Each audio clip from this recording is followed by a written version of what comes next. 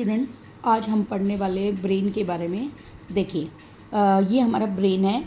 Brain के जो हमारा ब्रेन होता है, सबसे पहली बात वो हमारा मसल से मिलकर बना होता है।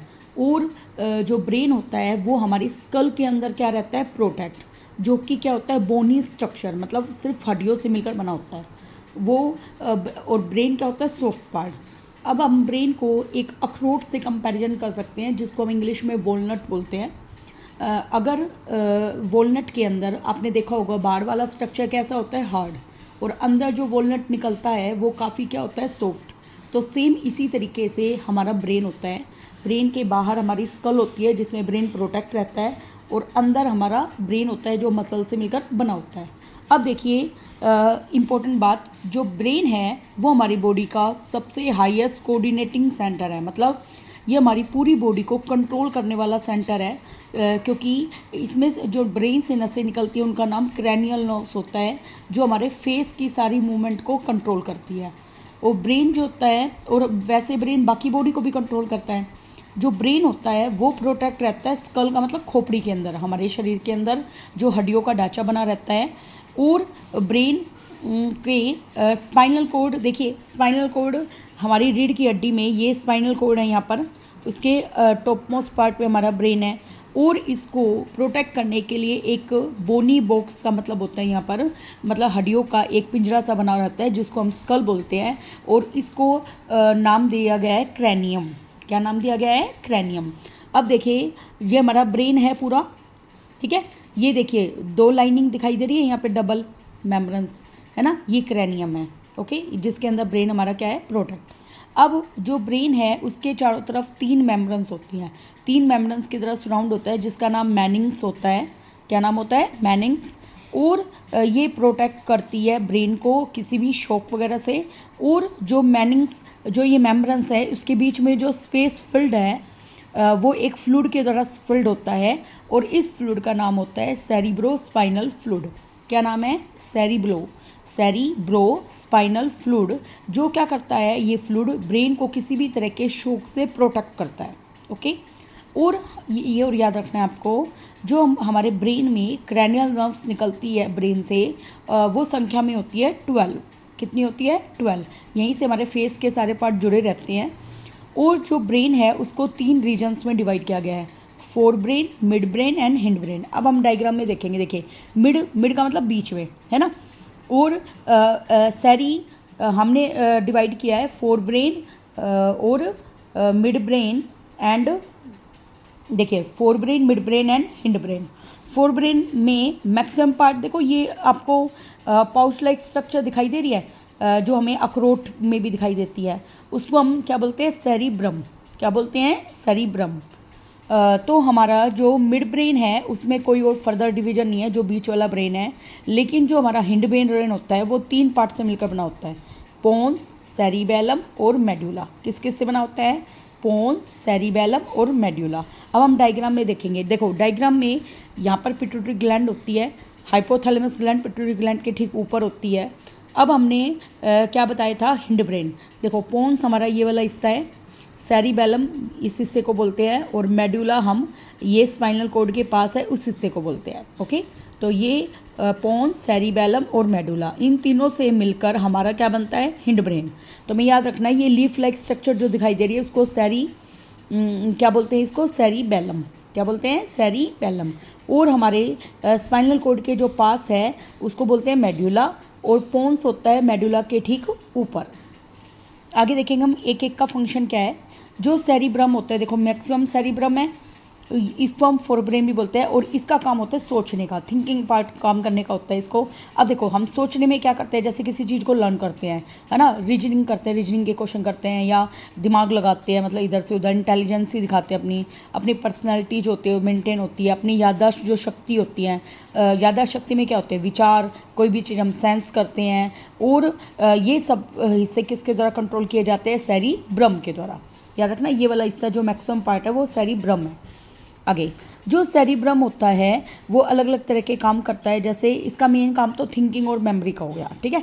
आपको यही याद रखना है, इसका मेन काम होता है थिंकिंग और मेमोरी। अच्छा, एक और इम्पोर्टेंट बात, जितनी भी इंफॉर्मेशन होती है सेंसरी ऑर्गन, देखो 5 सेंस ऑर्गन होती हैं, तो वो जो इन्फॉर्मेशन लेके आती है हमारी वो सारी मोटर न्यूरॉन्स के द्वारा डिफरेंट बॉडी पार्ट्स तक जाएगी। तो सोचने समझने के बाद होता है ये काम। तो ये काम सब सारा किसका होता है? सेरिब्रम का। आगे हम पढ़ेंगे जितने भी वॉलंटरी एक्शन है, मतलब जो हमारी इच्छा के अंदर कंट्रोल होते हैं, इच्छा के अनुसार होते हैं, उन सब का काम होता है सेरिब्रम का। ठीक है, आगे हम पढ़ेंगे फंक्शन ऑफ मिड ब्रेन। देखिए, जो मिड ब्रेन होता है उसका काम होता है रिफ्लेक्स मूवमेंट, जो हमारी इच्छा के अनुसार नहीं होता। तो मिड ब्रेन का काम होता है रिफ्लेक्स एक्शन को मेंटेन करना, जैसे ऑडिटरी स्टिमुलाई, ऑडिटरी का मतलब सुनने के द्वारा, विजुअल का मतलब देखने के द्वारा, ये सब रिफ्लेक्स मूवमेंट। अब देखो, हम याद रखेंगे ऑडिटरी का मतलब सुनना, तो कान के द्वारा जो कुछ सुना जाता है जिसके प्रति हम कंट्रोल कर पाते हैं। विजुअल का मतलब देखना। अब हम जानते हैं जब हम ब्राइट लाइट में जाते हैं तो हमारे प्यूपिल का साइज क्या होता है? बड़ा, और जैसे हम अंधेरे में आते हैं प्यूपिल का साइज क्या हो जाता है? छोटा। तो ये सब एक्शन जो हमारे विजुअल एक्शन होते हैं ये हमारे कंट्रोल में नहीं होते। यूँ तो है नहीं कि हम इच्छा के अनुसार कंट्रोल कर सकते हैं, इसलिए उनको रिफ्लेक्स एक्शन बोलते हैं, जो कि इनवॉलेंट्री होते हैं। इनका ये कंट्रोल किया जाता है मिड ब्रेन के द्वारा। अब हम बात करेंगे हिंड ब्रेन, जो कि 3 हिस्सों में डिवाइड है, पोन्स, सेरिबेलम और मेडुला। अब पोन्स का काम होता है रेस्पिरेशन को कंट्रोल करना। याद रखना, रेस्पिरेशन का मतलब है ऑक्सीडेशन ऑफ फूड। जब हमारी बॉडी के अंदर जो हम फूड खाते हैं उसमें ऑक्सीजन मिक्स हो जाती है तो उस फूड का ब्रेक डाउन हो जाता है, CO2, वाटर और एनर्जी। तो रेस्पिरेशन का काम होता है पोन्स का।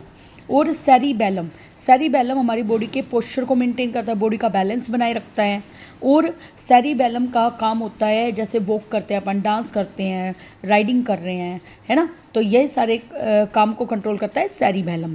और जितनी भी इनवॉलंटरी एक्शन होती है वो कंट्रोल करता है मेडुला। याद रखना, रिफ्लेक्स मूवमेंट को तो कंट्रोल करता है मिड ब्रेन, और इनवॉलंटरी कौन सी? इनवॉलंटरी एक्शन, जैसे हार्ट बीट, भाई पीपल का साइज कम होना, बड़ा होना, और ब्लड प्रेशर, हार्ट बीट कम अपना, हमारे जब फूड पाइप में खाना जाता है तो एलिमेंट्री कनाल बोलते हैं उसको, या फूड पाइप भी बोलते हैं, उसके अंदर जो मूवमेंट होती है फूड की वो भी हमारे कंट्रोल में दे रहती। तो ये सब काम हमारे किसके द्वारा कंट्रोल होता है? मेडुला के द्वारा। और मेडुला क्या है? ये कंट्रोलिंग सेंटर है रिफ्लेक्स को, मतलब जितने भी इनवॉलंटरी एक्शन होंगे वो द्वारा किए जाएंगे, जैसे हमें अचानक से छींक आ जाना, कफ बनना, किसी चीज़ का निगलना, वोमिटिंग आना, ये सब काम होता है मेडुला का। याद रखना, ये सब काम किसका होता है? मेडुला का। और यहाँ पे मैंने पोन्स का फुल नेम लिख रखा है, पोन्स वेरोली, और मेडुला का फुल नेम है मेडुला ऑब्लोंगेटा। ठीक है, ये आपको याद रखना है। मेन काम क्या है मेडुला का? इनवॉलंटरी एक्शन को करना। ठीक है, तो ये सब हमें याद रखना है। दोबारा मैं आपको दिखाती हूँ। देखिए, ये है, ये वाला हिस्सा क्या कहलाता है? पोन्स। ये है सेरिब्रम बेलम, और ये है मेडुला। याद रखना, मेडुला, मेड से ऊपर कौन है? पोन्स। ठीक है, पोन्स का काम क्या था? रेस्पिरेशन को कंट्रोल करना। मेडुला का काम इनवॉलंटरी एक्शन को करना। और सेरिबेलम का काम क्या था? जैसे वॉकिंग कर रहे अपन, है ना, इस तरह के काम को कंट्रोल करना। तो सेरिबेलम का काम होता है बॉडी का बैलेंस और पोस्चर बनाए रखना, ये भी हम याद रख सकते हैं। देखिए, ये हमारा ब्रेन है जो कि लेफ्ट और राइट में डिवाइड होता है। देखिए, ये हमारे नर्व्स होती है, जो ये न्यूरॉन के डायग्राम्स है। और ये हमारा कंप्यूटर टोमोग्राफी स्कैन है, CT स्कैन जब हम करवाते हैं ना ब्रेन का, तो वो इस तरह का कुछ दिखाई देता है। देखो, अखरोट ऐसा ही दिखता है ना अंदर से, सेम जब निकालते हैं तो सेम वैसा ही होता है। आगे हम पढ़ेंगे स्पाइनल कॉर्ड। देखो भाई, स्पाइनल कॉर्ड एक सिलेंड्रिकल स्ट्रक्चर होती है, रीढ़ की हड्डी के अंदर जो एक धागे लाइक स्ट्रक्चर होते हैं उसको स्पाइनल कॉर्ड बोलते हैं। Spinal cord continue with medulla, मतलब मेडुला से शुरू होकर लास्ट तक हमारे नीचे की तरफ जाती है। अच्छा, ये भी एक बोनी ढांचे के अंदर सेव रहती है जिसको वर्टिब्रल कॉलम बोलते हैं। और याद रखना, जो स्पाइनल कॉर्ड होते हैं वो भी एक मेम्ब्रेन्स के द्वारा प्रोटेक्ट रहती है जिसको मैनिंग्स बोलते हैं। और स्पाइनल कॉर्ड से जितनी नसें निकलती हैं उनका वो कितनी होती है? 31 पेयर। क्रैनियल नर्व्स का पेयर था 12 पेयर, और स्पाइनल नर्व्स का पेयर होता है 31। कितने होते हैं भाई? 31। और स्पाइनल जो देखो, सबसे पहले हम क्या करते हैं? ब्रेन से इंफॉर्मेशन कलेक्ट करते हैं, फिर ब्रेन क्या करेगा भाई? वो इम्पल्स को लेकर सेंसरी न्यूरॉन से लेकर फिर मोटर न्यूरॉन को देगा मैसेज, और वो मसल्स उसके ऊपर या ग्लैंड हमारी क्या करेंगी? काम करेंगे। इस तरीके से हम अलग अलग काम को कर पाते हैं। अब हम पढ़ेंगे अगला हार्मोन के बारे में। देखिए हार्मोन क्या होते हैं, वो केमिकल सब्सटेंस जो हमारी बॉडी की एक्टिविटी को क्या करती है, कंट्रोल करती है, ग्रोथ को कंट्रोल करती है, वो सब क्या होती है बेटा, हार्मोन। आगे हम पढ़ेंगे जो हार्मोन होते हैं उनका क्या क्या फंक्शन है एंडोक्राइन ग्लैंड में। सबसे पहले हम बात कर देते हैं एंडोक्राइन ग्लैंड। देखो एंडोक्राइन ग्लैंड एक ऐसी ग्लैंड होती है जहाँ पर कोई हार्मोन निकलता है, और ये ग्लैंड जो होती है उसमें सेल और टिश्यू से मिलकर बनी होती है। और हमारे शरीर में 2 तरह की ग्लैंड होती है, एक्सोक्राइन ग्लैंड और एंडोक्राइन ग्लैंड। अब वो ग्लैंड जिसमें हार्मोन डक्ट का मतलब ट्यूब के अंदर चला जाए, जैसे हार्मोन निकले और वो ट्यूब में ही चला जाए, उसको एक्सोक्राइन ग्लैंड बोलेंगे। देखो इसको याद करने का तरीका, एक्सो का मतलब एग्जिस्ट, हमारा जो हार्मोन है सीधे ग्लैंड में ही एग्जिस्ट कर गया, मतलब ग्लैंड के अंदर ही आ गया, इसलिए इसको याद करने की ट्रिक रहेगी कि एक्सोक्राइन ग्लैंड में ग्लैंड के अंदर आ गया वो हार्मोन, ठीक है। और जैसे सेलिवरी ग्लैंड है, हमें पता है मुंह में होती है ये, लोअर जा से नीचे, तो ये सेलिवरी ग्लैंड क्या करती है, सलाइवा सिक्रेट करती है ना, जो कि हमारी सेलिवरी ग्लैंड में चला जाता है ये सलाइवा, और उसमें वो सेलिवरी अमाइलेज नाम का एंजाइम होता है। और ये एक्सोक्राइन ग्लैंड है क्योंकि इसमें डक्ट है। अच्छा, और एंडोक्राइन ग्लैंड क्या होते हैं, डक्टलेस, मतलब इनके ट्यूब लाइक स्ट्रक्चर नहीं होती, ये अपने हार्मोन को ब्लड में रिलीज करते हैं। कहाँ पे रिलीज करते हैं, ब्लड में। तो याद रखना है एंडोक्राइन, एंड हो गया, किसका एंड हो गया भाई, इनकी डक्ट का, इससे इनको हार्मोन कहाँ डालना पड़ेगा भाई, ब्लड में। तो ये थोड़ी सी याद करने की ट्रिक हो गई अपनी, तो इनको डक्टलेस ग्लैंड भी बोलते हैं। देखिए हार्मोन केमिकल मैसेंजर होते हैं जो केमिकल के थ्रू मैसेज को इधर से उधर ट्रांसफ़र करेंगे। जो ग्लैंड है वो एक्सोक्राइन एंडोक्राइन 2 तरह की होती है। अब कुछ ग्लैंड होती है जो एंडोक्राइन के रूप में भी काम करती है और एक्सोक्राइन के रूप में, तो वो 3 ग्लैंड पेपर में भी पूछी जाती है। एक का नाम है पैनक्रियाज, एक का नाम है मेल्स में होती है टेस्टिज, और फीमेल में होती है ओवरी। अब देखो भाई, जो पैनक्रियाज है वो एक एंडोक्राइन ग्लैंड है, और वो अपने हार्मोन जो निकालती है, पैनक्रियाज 2 हार्मोन निकालती है। एक हार्मोन निकालती है वो इंसुलिन, वो सीधे डालती है वो ब्लड के अंदर, किसमें डालती है, ब्लड में। ऐसे ही इससे वो ब्लड, एक मिनट, इंसुलिन हार्मोन डाल दी है, इससे ही एक्सोक्राइन ग्लैंड है। और पैनक्रियाज इंसुलिन हार्मोन को तो वो ब्लड में डाल रही है, इसलिए वो एंडोक्राइन ग्लैंड के रूप में काम कर गया। और एक्सोक्राइन ग्लैंड के रूप में काम क्यों करेगी, क्योंकि वो पैनक्रियाटिक जूस को किस में डालेगी, सीधे डाइजेस्टिव एंजाइम को पैनक्रियाटिक डक्ट में डालेगी। कहाँ डालेगी, पैनक्रियाटिक डक्ट के अंदर। तो वहाँ से पैनक्रियाटिक डक्ट इस हार्मोन को कहाँ रिलीज कर देगा भाई, स्मॉल इंटेस्टाइन के अंदर, ठीक है। इसलिए ये इसने डक्ट में डाला पैनक्रियाटिक जूस, इसलिए वो कैसी ग्लैंड हो गई, एक्सोक्राइन। इसी तरीके से जो टेस्टिज है वो एंडोक्राइन ग्लैंड के रूप में काम करते हैं। वाई, एंडोक्राइन डक्टलेस होती है, मतलब अपने हार्मोन को सीधे ब्लड में डालती हैं। अब टेस्टोन हार्मोन डाल देती है वो ब्लड में, जबकि एक्सोक्राइन ग्लैंड के रूप में क्यों काम करते हैं, क्योंकि वो स्पर्म को डक्ट के अंदर डालते हैं। कहाँ डालते हैं, डक्ट में। ऐसे ही जो ओवरीज होती है वो भी ग्लैंड है, वो एंडोक्राइन ग्लैंड के रूप में काम कर रही है। क्यों, क्योंकि ओवरी से ओस्ट्रोजन नाम का हार्मोन निकलता है, जो कि हमारा किस में चला जाता है भाई, एंडोक्राइन ग्लैंड। एंडोक्राइन मतलब एंड हो गया किसका, ग्लैंड का, तो डक्टलेस ग्लैंड, तो सीधे ये ओस्ट्रोजन हार्मोन किस में जाएगा, ब्लड के अंदर। जबकि प्रोजेस्टेरोन जो हार्मोन है वो डक्ट में जाता है। कहाँ जाता है, डक्ट में, ठीक है। तो याद रखना पैनक्रियाटिक, देखो पैनक्रियाज इंसुलिन हार्मोन निकालते हैं जो कि ब्लड में जाता है, और पैनक्रियाटिक जूस निकालते हैं जो कि एलिमेंट्री कनाल में जाता है। मतलब वो पूरा एलिमेंट्री कनाल देखो माउथ से शुरू होती है और एनएस तक क्या होती है, एंड होती है। अब हम पढ़ेंगे अलग अलग हार्मोन के बारे में और अलग अलग ग्लैंड के बारे में। इधर देखिए डायग्राम के अंदर आपको यहाँ पे दिखाई दे रही है पीनियल ग्लैंड। ये इधर क्या है, ब्रेन से ठीक ऊपर पास में बिल्कुल माथे के पास हाइपोथैलेमस ग्लैंड है, और ठीक उससे नीचे पिट्यूटरी ग्लैंड है। अब यहाँ देखिए गले के पास पैराथायराइड ग्लैंड है 4, 1 2 3 4, और उसके ठीक नीचे थायराइड ग्लैंड होंगी नेक के अंदर। यहाँ पे थाइमस ग्लैंड है। देखिए इधर देखिए pancreas gland leaf like structure जो होती है वो पैनक्रियाज होती है, वहाँ पर प्रेजेंट होगी। किडनी से ऊपर एडलन ग्लैंड होती है, और ओवरी जो होती है वो फीमेल के अंदर होती है, और मेल्स में क्या हो गए, टेस्टिड। तो इस तरीके से ये अलग अलग ग्लैंड दिखा दिए मैंने। अब हम एक एक ग्लैंड के बारे में बातें करेंगे। देखिए सबसे पहला टॉपिक अपना हाइपोथैलेमस ग्लैंड। देखिए जो हाइपोथैलेमस ग्लैंड होती है वो ब्रेन के पास प्रेजेंट होती है। कहाँ पे प्रेजेंट होती है, ब्रेन में। और ये ग्लैंड हार्मोन निकालती है। इस हार्मोन का नाम है इनहिबिटरी हार्मोन, जो कि ग्रोथ को रोक देता है। क्या करता है, ग्रोथ को रोक देता है। तो फंक्शन क्या है हाइपोथैलेमस का, वो हार्मोन निकालती है। ये मतलब ये क्या करते हैं, पिट्यूटरी ग्लैंड की हेल्प करती है हार्मोन को निकालने में, ठीक है। और हाइपोथैलेमस ग्लैंड पिट्यूटरी हार्मोन को क्या करती है, कंट्रोल करती है। अगला हम पढ़ेंगे पिट्यूटरी ग्लैंड। जो पिट्यूटरी ग्लैंड है ठीक ब्रेन के पास नीचे होती है और ये जो ग्लैंड है वो ग्रोथ हार्मोन निकलती है। अगर ये हार्मोन ज़्यादा निकलेगा तो आदमी लंबा हो जाएगा, अगर ये हार्मोन कम निकलेगा तो आदमी बौना रह जाएगा।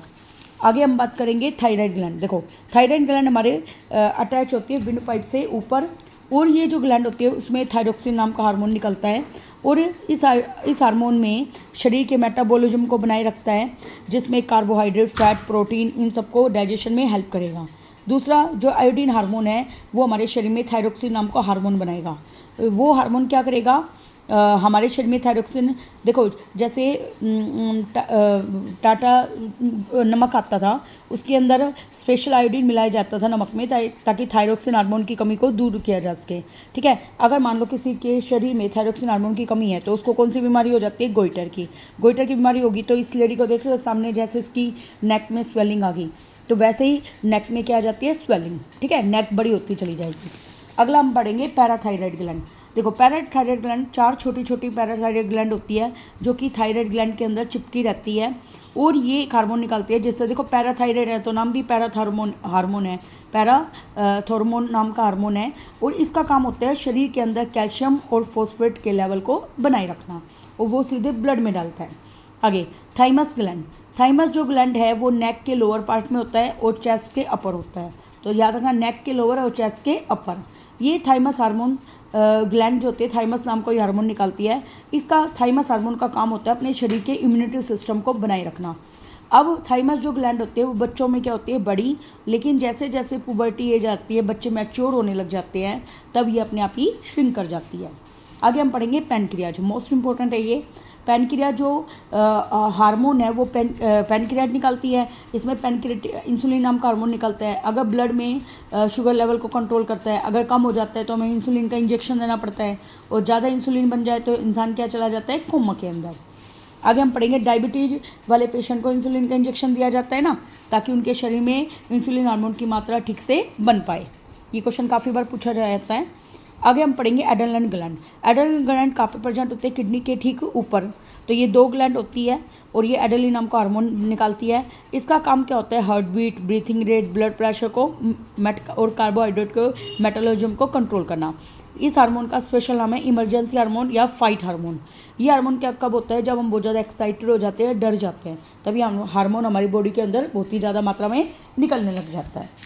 आगे हम पढ़ेंगे, देखो ये किडनी के ठीक ऊपर प्रेजेंट होता है ना, तो इसको ग्लैंड ऑफ इमरजेंसी भी बोलते हैं, एड्रेनलिन ग्लैंड को। आगे हम पढ़ेंगे टेस्टेज। देखो टेस्टेज में मैंने बताया था 2 हार्मोन निकलते हैं। जो टेस्टोस्टेरोन हार्मोन है वो क्या करेगा, सीधे ब्लड में निकलता है, और ये हार्मोन क्या करते हैं, मेल सेक्स डेवलपमेंट में हेल्प करते हैं। जैसे आपने देखा होगा, आदमी जब एक लड़का आदमी बनने को हो जाता है तो उसकी आवाज़ कैसी हो जाती है भाई, मोटी आवाज़ होती है, गहरी आवाज़ हो जाती है, मुँह शराडे आने लग जाते हैं उसके, और उसकी बॉडी पर हेयर बहुत ज़्यादा हो जाते हैं। और ये 13 से 14 एज में ऐसे पुबर्टी टाइम में चेंजमेंट आएगा, और उनकी टेस्टेज जो होती है स्पर्म निकालना शुरू कर देती है टेस्टेज के अंदर। आगे हम पढ़ेंगे ओवरेज। ओवरेज हार्मोन फीमेल में प्रेजेंट होते हैं। ये जो ओवरेज भी 2 तरह के हार्मोन निकालते हैं, ओस्ट्रोजन और प्रोजेस्टेरोन।